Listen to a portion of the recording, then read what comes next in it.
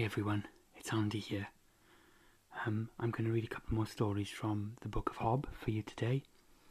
But this blanket I have today is another special one. I'm kind of addicted to blankets. I collect them, I love them.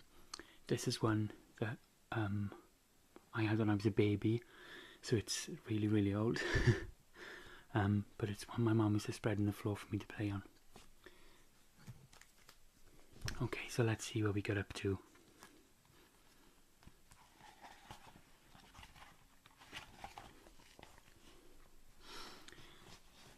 Okay, so the first story that we're going to read today is Hob and Mump.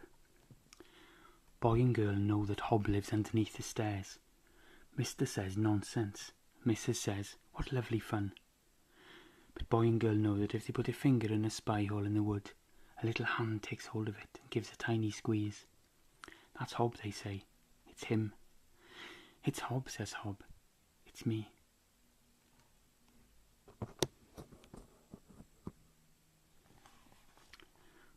All day he sleeps. At night he comes out and sees to things about the house and looks for his reward. Tonight he gets a buttered crust of bread. He bites it, but it is hard to swallow. They do their best for Hob, says Hob. He wonders why he cannot swallow simple crust. The house is much too quiet. The clock ticks, the fire sleeps, the tap drips, the wind drives by. But it is much too quiet. Hob listens to it. Baby is fast asleep. Budgie is not saying anything. That's not like Budgie, says Hob. Budgie is standing on her perch. She is not eating. She is not playing. She does not ring her bell. Too quiet for Hob, says Hob. And baby is too hot. I think there's something about. And round about Hob looks. Hob thinks baby is too plump, he says. Budgie cannot put her head underneath her wing. A budgie tear drops from her eye. Hob looks. Hob finds. Hob grabs. Hob holds a roundish, softish thing that rolls about the room. It has no face, but all the same it scowls at him and slides out from his hand. Hob takes the fire guard and traps it against the wall. What are you? He asks. Hob wants to know. Tell Hob. I'm Mump, says roundish, softish thing. I talk to baby and to Budgie and give them mumps. Now I have to go upstairs and leave my presents there, so let me go. Not yet, says Hob. He keeps Mump prisoner while he thinks, and after he has thought, he remembers what to do. He goes outside, and by the waterside he searches until he finds a certain smooth, washed stone, with a hole self-bored from front to back. Hob looks through and sees a distant star. Hob's found it, he says, and hurries back. He shows the stone to Mump. You will have to go, says Hob. Before you go, take your present back from baby. Yes, says Mump. He has to, with a stone like that. He does it. He has to go, or be forever in that stone. On the way, he takes the present back from baby. Hob hangs the stone in the doorway. Mump has to keep away. He cannot crawl through the stone. He has to stay out. Good, says Hob, but my face aches. And so does mine, says Budgie. And Hob is sorry.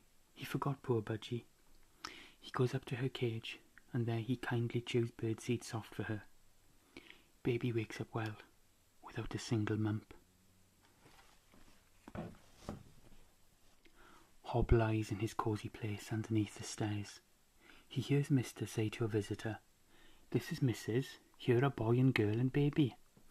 And in there is Hob, who is imaginary. Hob puts out his head. I'm not, he says.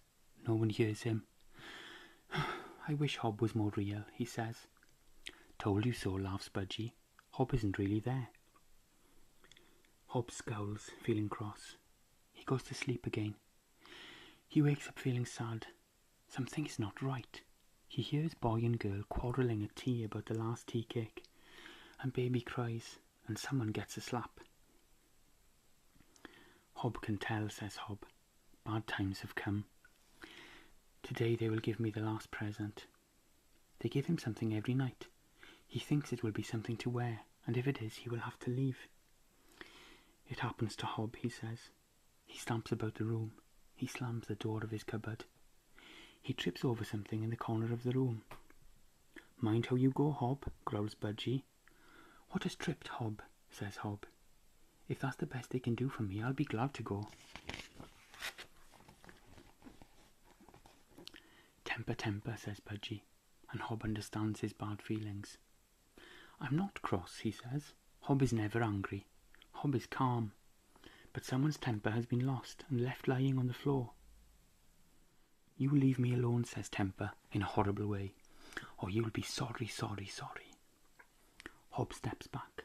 It is a bad temper he has found. He must be careful. Steady, Hob, he says. Hob, think. Hob thinks. He knows he must get rid of Temper, but the way to do it is quite hard for him. Budgie, he says. Hob can't do it all alone. I can't do it all, says Budgie. Get rid of it.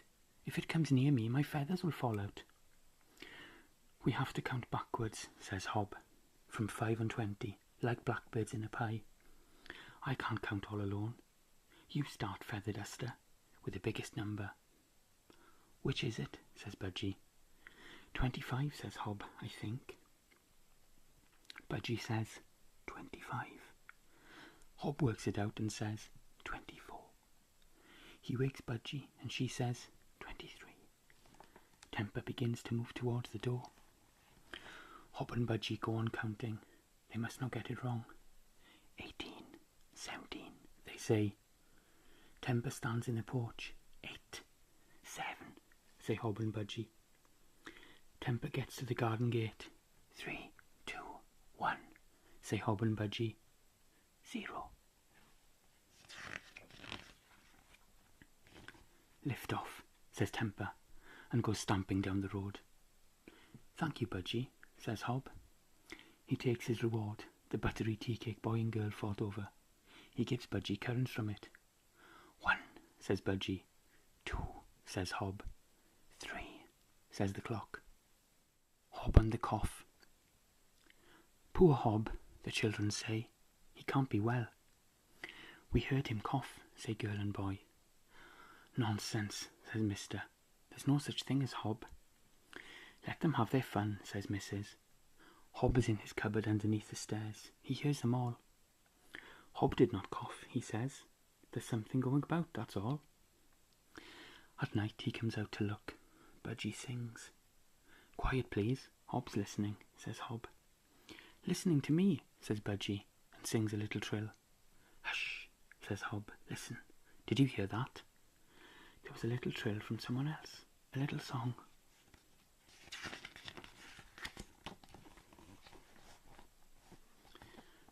Something singing back, says Budgie, because I sing so well. And then she sings a dreadful note, like rusty iron wire. From the fireside there comes a croaking tune, half song, half splutter. That's cough, says Hob.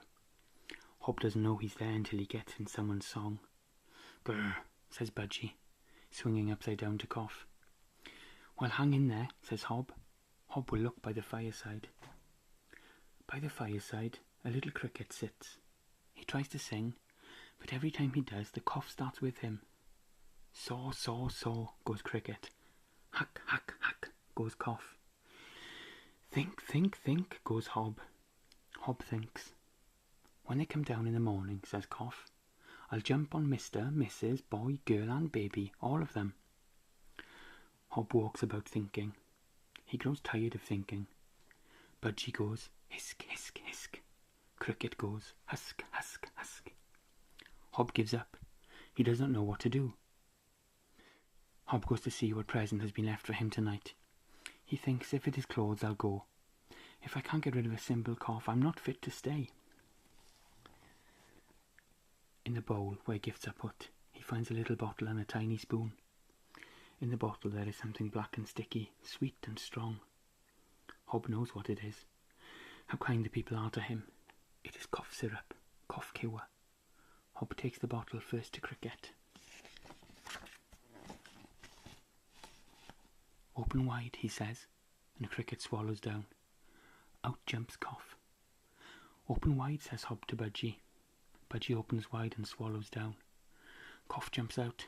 Open wide, says Hob. Cough opens wide the door and goes out and right away. That's K with that, says Hob, and drinks a drop himself, in case.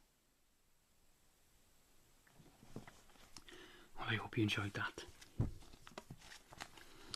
Now, in that first story I read, Hob and the Mump, the way he gets rid of the Mump is with a special stone, and I just happen to have one of those stones. We found this when we were walking on Ogmore Beach one day.